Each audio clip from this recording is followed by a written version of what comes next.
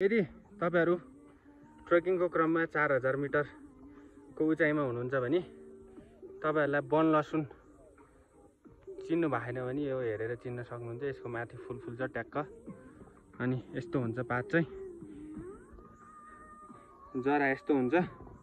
अहिले बर्खाको टाइम भएर चाहिँ हरियै हुन्छ तर पोटी चाहिँ लागेको हुँदैन तर एकदम फाइदाजनक छ। यो चाहिँ म 5 पोखरी आउँदाखेरि मैले बाटोमा भेटाएर लिएर आएको हुँ अलि माथि चढेर।